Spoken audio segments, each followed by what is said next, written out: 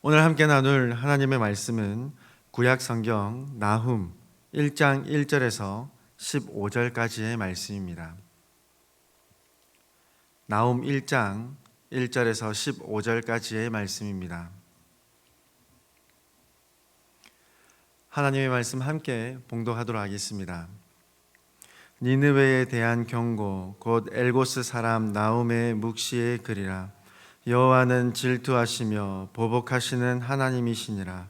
여호와는 보복하시며 진노하시되 자기를 거스르는 자에게 여호와는 보복하시며 자기를 대적하는 자에게 진노를 품으시며 여호와는 노하기를 더디하시며 권능이 크시며 벌받을 자를 결코 내버려 두지 아니하시느니라. 여호와의 길은 회오리 바람과 광풍에 있고 구름은 그의 발에 티끌이로다.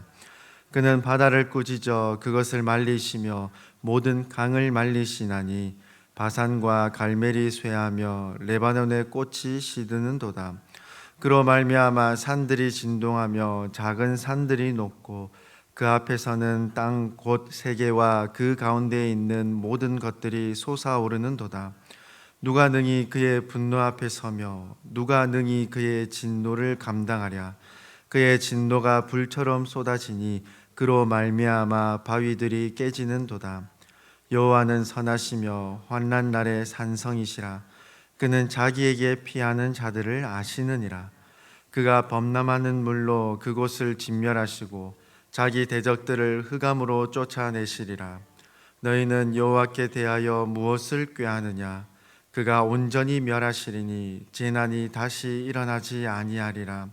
가시덤불같이 엉클어졌고 술을 마신 것 같이 취한 그들은 마른 지푸라기 같이 모두 탈 것이거늘. 여호와께 악을 꾀하는 한 사람이 너희 중에서 나와서 사악한 것을 권하는도다. 여호와께서 이같이 말씀하시기를 그들이 비록 강하고 많을지라도 반드시 멸절을 당하리니 그가 없어지리라. 내가 전에는 너를 괴롭혔으나 다시는 너를 괴롭히지 아니할 것이라. 이제 내가 지은 그의 멍에를 내가 깨뜨리고 내 결박을 끊으리라. 나 여호와가 내게 대하여 명령하였나니 내 이름이 다시는 전파되지 않을 것이라. 내가 내 신들의 집에서 새긴 우상과 부은 우상을 멸절하며 내 무덤을 준비하리니 이는 내가 쓸모없게 되었음이라. 볼지어다 아름다운 소식을 알리고 화평을 전하는 자의 발이 산 위에 있도다. 유다야 내 절기를 지키고 내 소원을 갚을지어다. 악인이 진멸되었으니 그가 다시는 내 가운데로 통행하지 아니하리로다 하시니라. 아멘. 어제 말씀 시간으로 갈라디아서 말씀 성경이 끝나고 오늘부터 구약 성경 중 소선지서에 포함된 나훔 성경 말씀들을 계속해서 살펴볼 것입니다.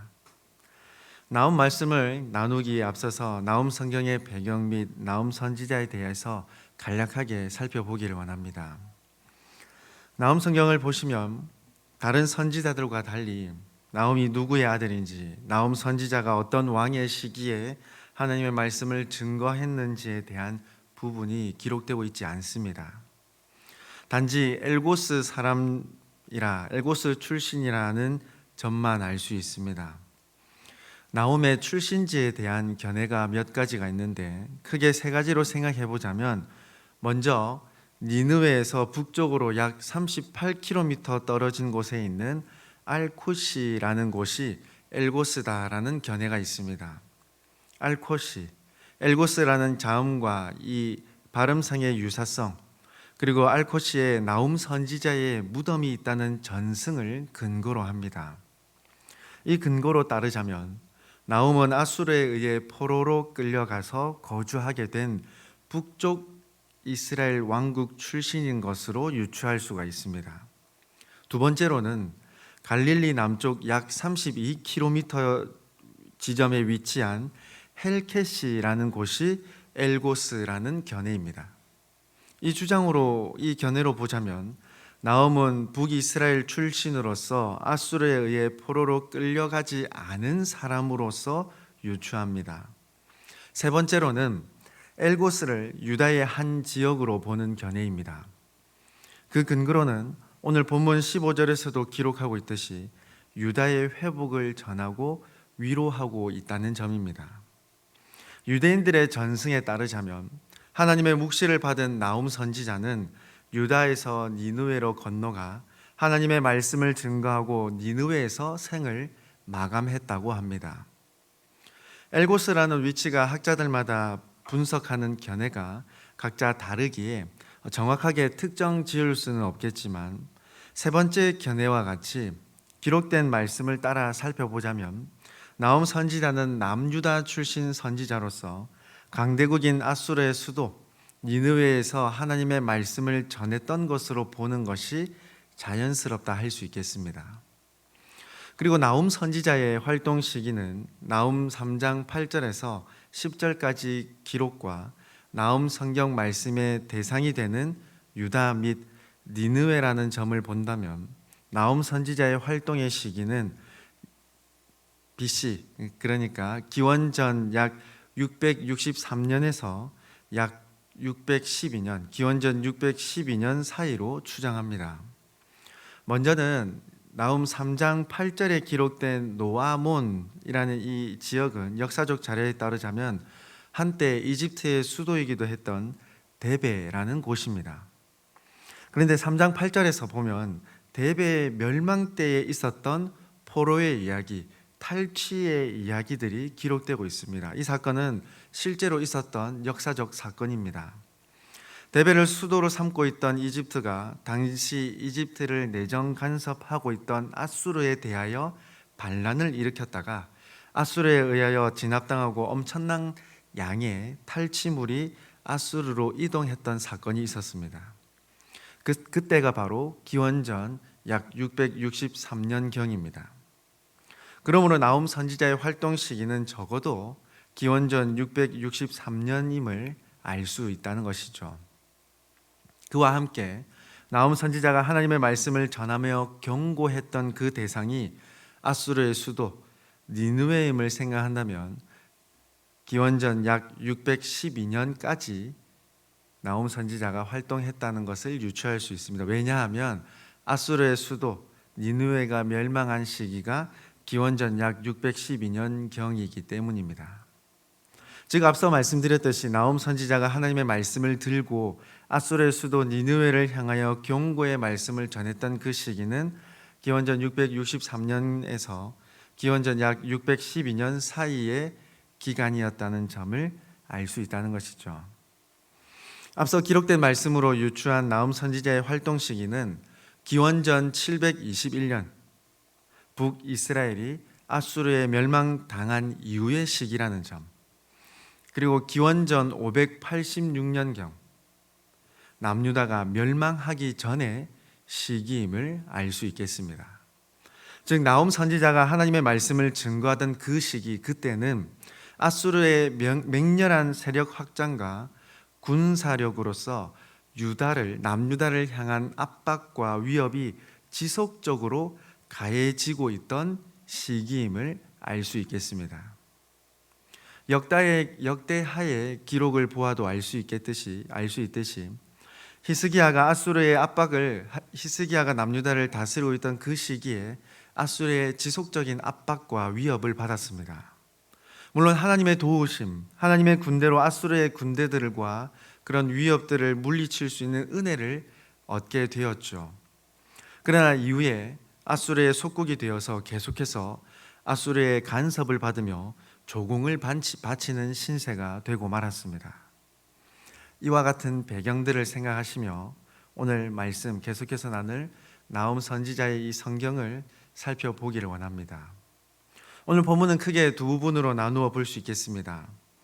1절은 나움 선지자가 선포하는 하나님의 말씀에 대한 표제로서 볼 수 있겠고, 그리고 이어지는 2절부터 8절까지는 주권자 되시는 하나님을, 그리고 9절부터 15절까지는 악인에 대한 하나님의 심판과 유다에 대한 구원, 회복을 기록하고 있습니다.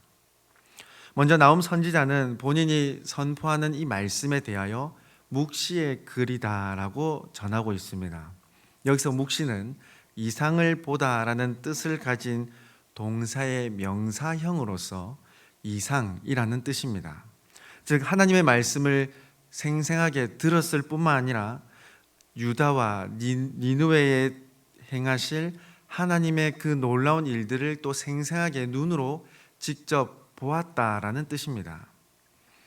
그리고 이어지는 2절 말씀을 보면 주권자 되시는 하나님에 대하여 계속해서 기록합니다. 그런데 특별한 점은 하나님, 사랑의 하나님, 영원하신 하나님, 긍휼하신 하나님에 대한 다양한 성품 또는 하나님에 관한 따뜻한 성품, 속성보다는 질투하시는 하나님, 보복하시는 하나님, 진노하시는 하나님으로서 기록하고 있다는 점이 특별합니다. 성경 곳곳에서도 기록하고 있듯이 하나님의 백성이 하나님을 버리고 하나님의 말씀에 불순종할 때에도 질투하시기도 하시지만 이방 민족이 택한 민족인 이스라엘을 압제할 때에도 하나님께서는 질투하신다고 기록하고 있습니다. 그러나 3절에서 나훔 선지자가 기록하고 있듯이 질투하시는 하나님, 보복하시는 하나님이라고 하여서 쉽게 변하는 사람의 감정과 같은 것이 아님을 선포하고 있습니다. 여호와는 노하기를 더디하시며 권능이 크시며 벌받을 자를 결코 내버려 두지 아니하신다라는 그 말씀을 통하여서 인간과 같은 감정과 쉽게 변하거나 쉽게 돌아서는 모습이 아니라는 점을 계속해서 강조하고 있다는 것입니다. 하나님을 질투하시며 보복하시는 하나님이시지만 사람이 최대한 이해할 수 있도록 사용한 표현일 뿐 하나님의 진노, 심판은 사람의 변덕스러운 감정과는 차원이 다르다는 점을 선포한 것입니다. 하나님은 어떤 분이십니까? 오래 참으시는 긍휼과 사랑의 하나님이십니다. 죄인에 대하여 곧바로 그 자리에서 심판하시거나 멸하시거나 죽이시지 않습니다. 그러나 죄에 대하여 못 본 채 하신다거나 그냥 넘어가신다는 것 또한 아닙니다. 반드시 죄에 대하여, 악에 대하여 심판을 내리시는 분이십니다. 3절 하반절에서도 기록하고 있듯이 하나님의 심판은 회오리같이 광풍과도 같이 신속하게 이루어질 것이며 그 누구도 막을 수 없는 심판임을 선포합니다. 그러나 하나님께서는 죄인 스스로가 죄인임을 깨닫고 하나님 앞에서 참된 회개를 하도록 기다리시는 긍휼과 자비를 베푸시는 분이신 것이죠. 이어지는 4절과 6절의 말씀으로는 하나님의 진노를 피하거나 막을 수 없음을 말함과 동시에 7절과 8절에서는 하나님께 피하는 자는 생명을 얻을 것이며 그렇지 않은 악인은 멸망당하게 될 것임을 선포하십니다. 그리고 9절부터 15절까지는 악인에 대하여 심판하시는 하나님의 그 능력과 유다를 회복하실 하나님의 은혜를 기록하고 있습니다. 그 가운데 9절부터 11절까지 말씀을 살펴보면 유다와 니느웨를 인격화하여 하나님께서 계획하신 일들을 선포하고 있습니다. 이에 대한 근거는 히브리어 원어 문법으로 살펴보면 2인칭 남성 복수인 너희라는 이 표현이 9절에서만 사용되고 있기 때문입니다. 11절, 14절, 그리고 15절에서는 각각 남성 또는 여성 단수로서 아스루와 니느웨 그리고 유다를 지칭하는 표현들이 인칭대명사가 계속해서 이어지고 있기 때문입니다.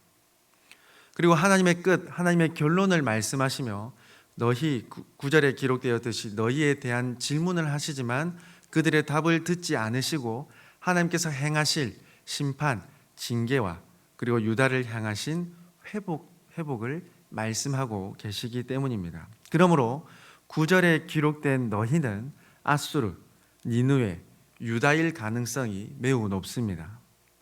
즉 유다와 그리고 아수르로 대표되는 니느웨를 인격화하여 하나님께서 질문하신 것으로 볼 수 있다는 것입니다. 이에 따라 9절 상반절을 유다, 니느웨 너희는 하나님에 대하여 어떻게 생각하느냐라고 바꾸어 볼 수도 있겠습니다.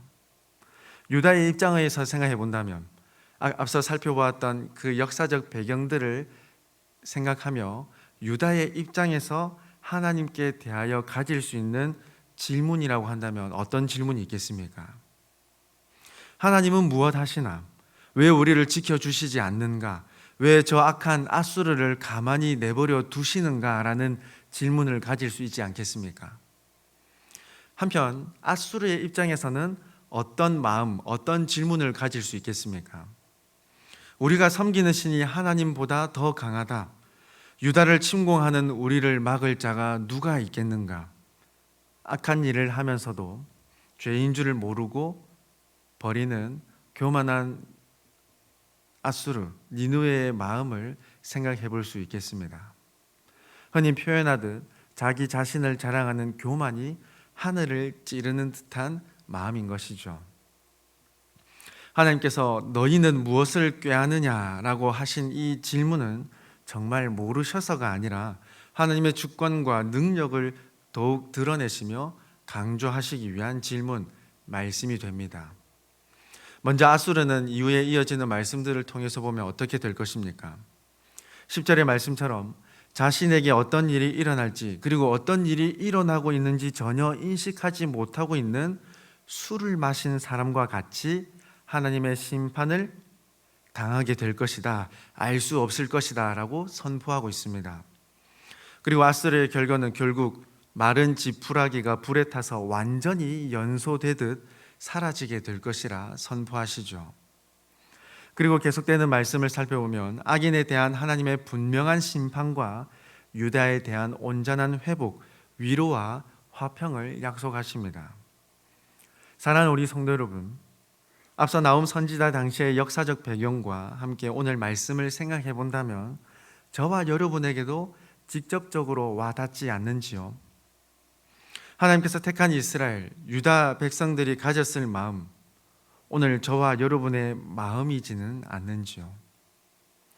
여전히 득세하고 있는 그 악인들, 여전히 악한 이 땅들을 볼 때에, 부패한 이 모습들을 볼 때에 답답한데, 사람의 마음도 답답한데 하나님은 과연 무엇 하실까?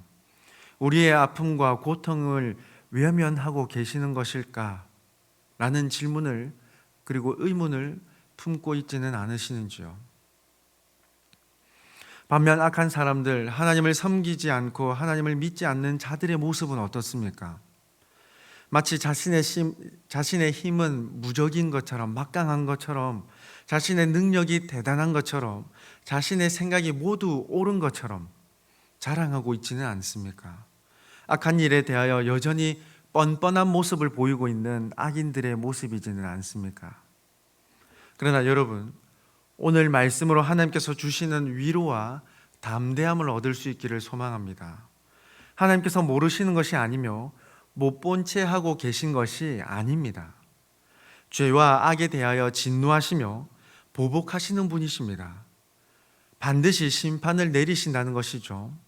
그러나 3절의 말씀처럼 노하기를 더디하시며 권능이 크시며 벌받을 자를 결코 내버려 두지 않으시는 분이십니다. 하나님의 사랑과 긍휼을 여전히 베풀고 계시는 중이시며 반드시 하나님의 정의와 공의를 따라 심판하실 것이기 때문입니다.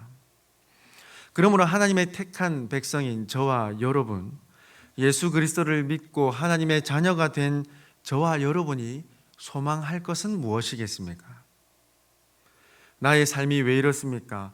왜 나를 보고만 계십니까? 악인들과 악한 세상을 왜 곧바로 심판하시지 않으십니까? 라는 질문을 가지기보다 하나님의 주권과 능력으로 반드시 심판하실 것이며 택한 백성들을 내버려 두지 않으시고 반드시 또한 위로와 평안과 화평을 더해 주실 것을 확신하는 것이 올바르다는 것입니다.